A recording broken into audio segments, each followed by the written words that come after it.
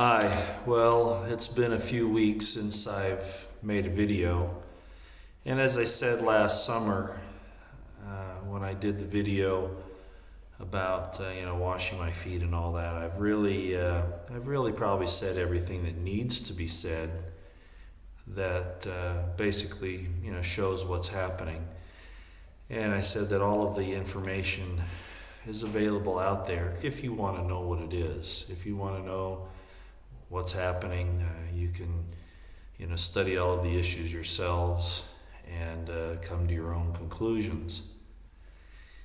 And that's really the purpose of all of this that's been happening on this channel.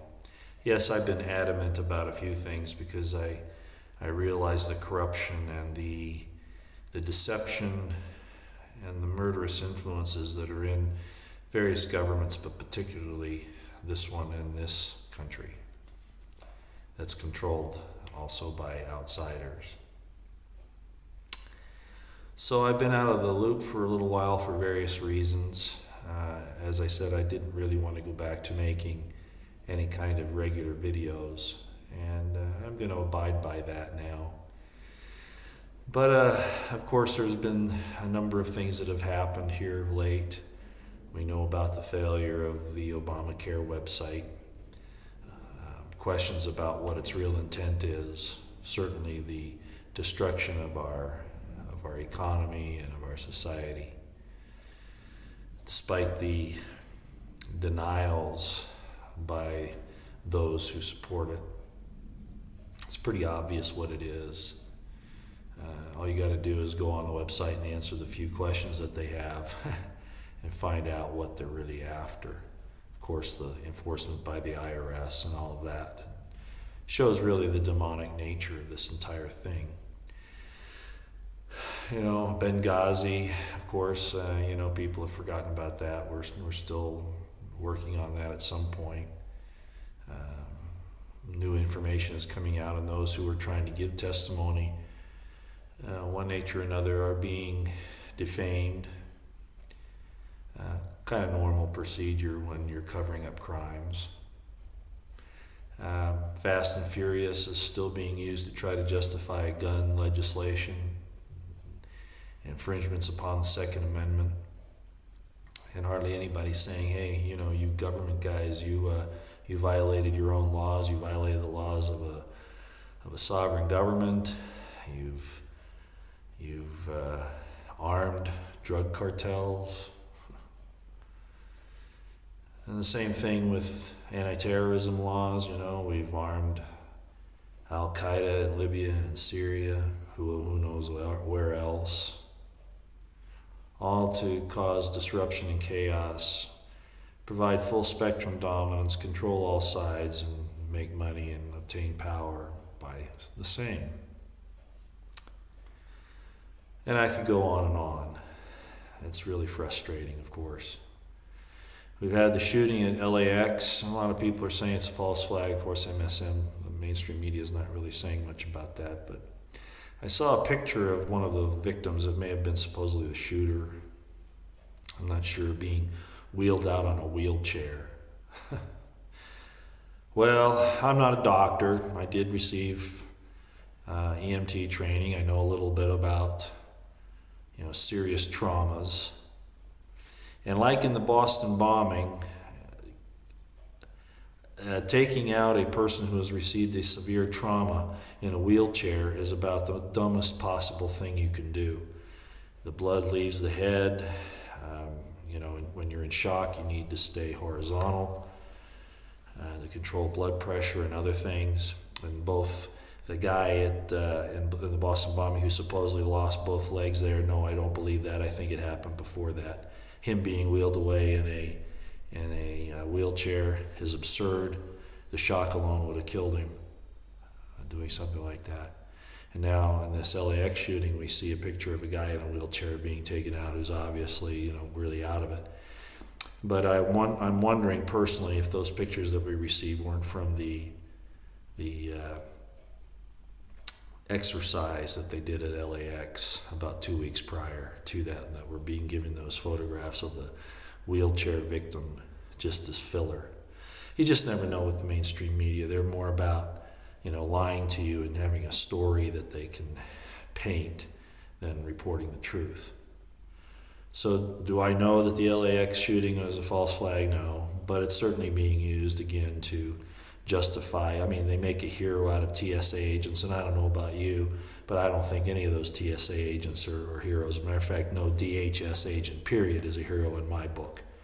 I think that they're on the border of, treasonous conduct and unlawful,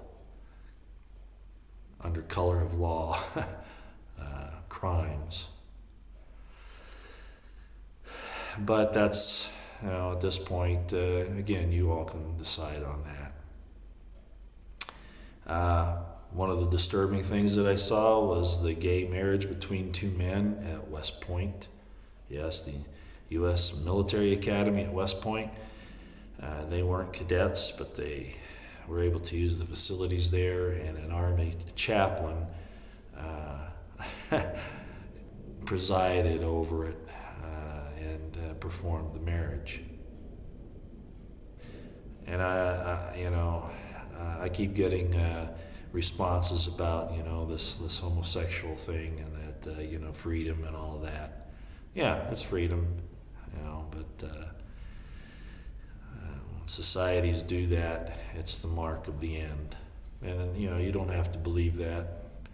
If you don't want to, that's fine with me. It's not the new morality. It's not the political correctness. It's not trendy. When it's done out in the open like this, it's the mark of destruction of a society.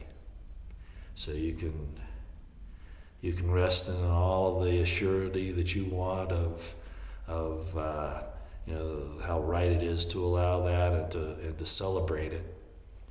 But in the end, it's going to do the same thing to us that it's done to every other society. Nothing against homosexuals.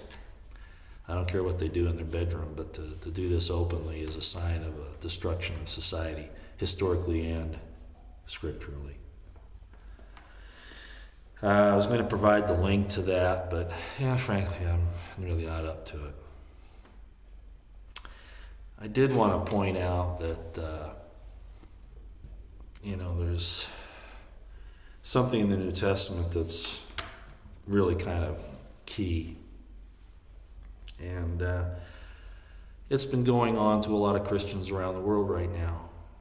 In Syria, the United States, we had the Department of Defense come out and finally admit that this anti-Christian, that Christians are potential terrorists and all that. A lot of people were denying it. Then the Secretary of the Army had to come out publicly and say that they're going to stop that training, which of course admits that the training was going on.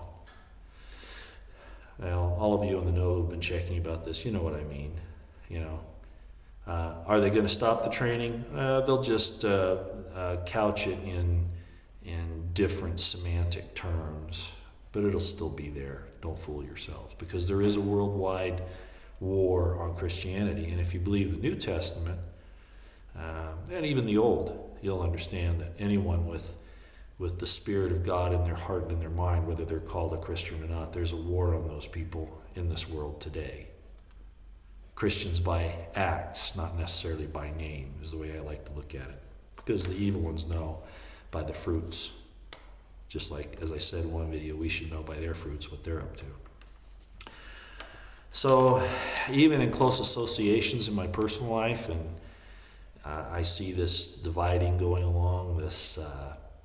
and from what I've said in the past that I'm not really into the Christian dogma of if you're not accepting Jesus as your Savior, you're going to hell. No, I don't believe that, because receiving the light of Christ, receiving the light of truth in your heart is much better than merely pronouncing the name and saying you're saved by that.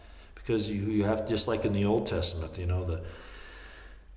They talked about the law all the time, that the law was the thing that was important, doing the law, the very particulars of the law, and they forgot that really what it was about was a change in the heart, that the law was supposed to bring about, the teacher, So Isaiah often talked about, you're doing all these oblations and sacrifices and all that, but you're not having a change in your heart that's supposed to come with these new understandings, these new levels of consciousness.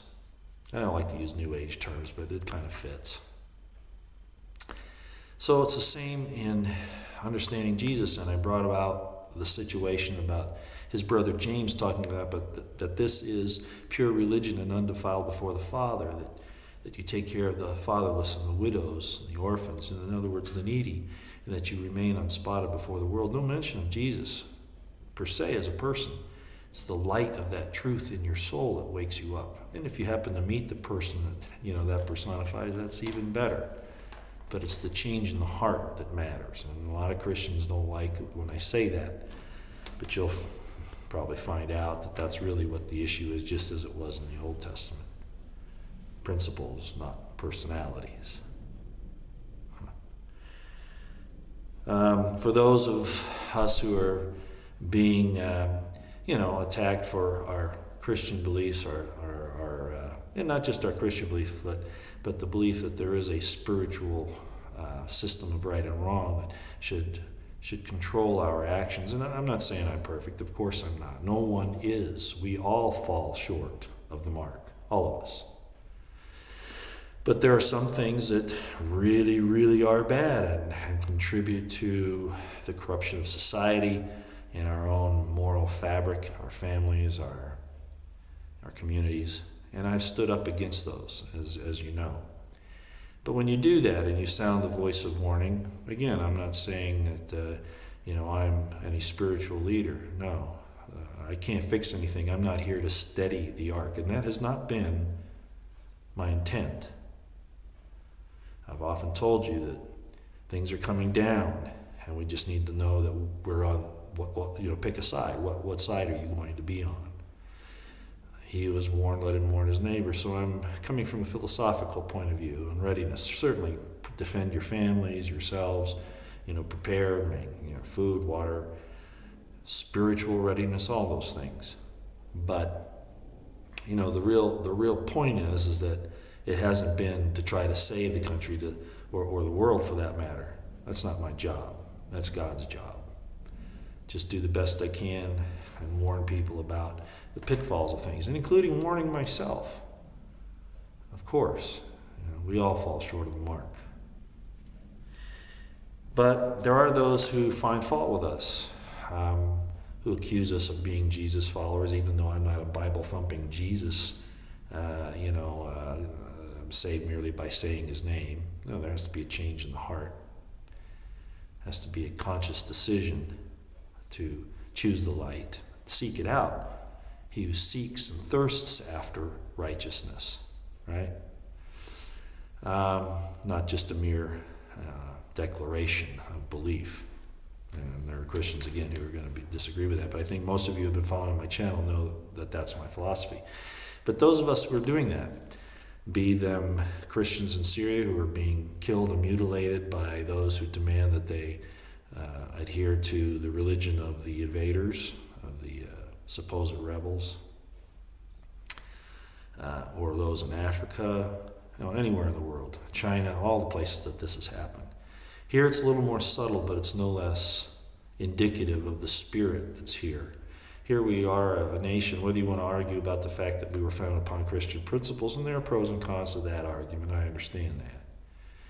But the fact of the matter is it's been a staple of the people in this country as far as spiritual beliefs and the root of their religious ideas. And by the way, religion's an interesting word.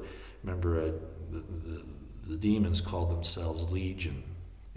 And in the word religion, you have religion, or rebinding yourself to the bad side.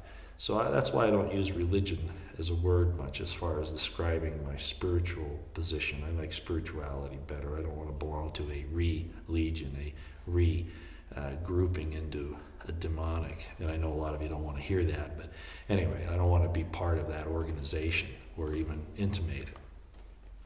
But be that as it may, Christianity has been this foundation in this country, and now it's being reviled by the government. We can't say wife and husband if you work for the Department of Justice because you might offend a gay person, a homosexual. As a matter of fact, the fact that the word gay has become what it has is an indication of how ruthless this takeover has been of this mindset and where it has come from. And I've told people about where this has come from, and they laugh at me, and that's fine. I figure the end result will speak for itself. But for those of you who are feeling the brunt of this in your personal lives, in your professional lives, be you in the military and you've been told all these things about how bad Christians are and their belief, and the founding fathers and the Constitution, taking down the Constitution from Army billboards, in their company and training headquarters, the taking away the "Don't Tread on Me" flag from the Navy SEALs. Isn't this amazing? The elimination of good, and I use this in a relative term because I don't trust the military-industrial complex at any level right now, but there are generals out there who try to do the right thing, and they're gone. The nuke generals that didn't want to follow along with whatever that false flag situation was, or giving these nuclear weapons to the shadow government, whatever's going on there. We just have to be aware that these things are happening. But the point that good people are being eliminated and accused of, you're a Jesus follower, or, you have these weird ideas about right and wrong because you follow the scriptures and, whatever. Go read Matthew 5:11. I know a lot of you will be familiar with that. And no, I'm not going to read it. Like I said on that one video that I was giving scriptures, I'm not going to read it because I want you to, but go look at that. And if you have a Strong's Concordance, look up the word revile and see what it means. And you look at all the connotations of that. And it'll give you an idea about why these things are happening to you, because these things are coming out of the mouths of those who have lost the light of truth in their heart. And so they will turn and rend you. And that kind of follows the other warning of Jesus, don't throw your pearls before swine, because they will turn and rend you if you do that. So why do I speak these things here and allow myself to be rent? Well, that's probably coming to an end here fairly soon as far as me doing this. And I know I've said that before, but, you only do these things for so long. They take a toll on you. And I don't know how Jesus did it for 3.5 years. It's pretty amazing, actually. So go read Matthew 5:11. And, of course, it goes along with a lot of other scriptures that would tell about this turning against the light of truth and demanding that we follow the new trendiness of the day. That's really the old Sodom and Gomorrah, etc., the old evil empires and all of that. So just be aware that is going to happen to us when we do this. But there's a lot of hope too, and Matthew 5 talks a lot about that hope as well. But I was talking to Brant Thornton today, and I want to give him credit for this. He says, Roy, it's rough times right now, but there are some good things coming. And he mentioned Isaiah 66. And great are the words of Isaiah, according to the man you know as Jesus, Yeshua HaMashiach. And, Isaiah 66 is the last chapter of Isaiah. And you need to go read it about those who, are again, going along with Matthew 5:11, those who were made fun of and how they will be exonerated, vindicated in the end. Not that we're special because we're all saved by grace. I do believe that, even though we have to learn through experience to choose the right and the wrong, to do as much good as we can, the good works. Yes, I do believe that. But in the end, we can't even save ourselves doing all that we could do. That doesn't relieve us of the responsibility to do all the good things we can do. But it's just to say that we do need to try. We need to have the experience. We need to be making the effort.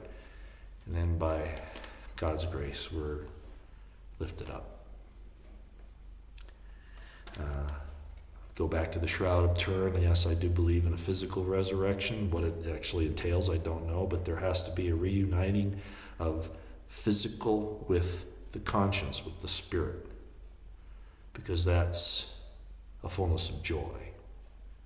And that's a mystery to a lot of people. It's certainly not in the Greek thought of old time.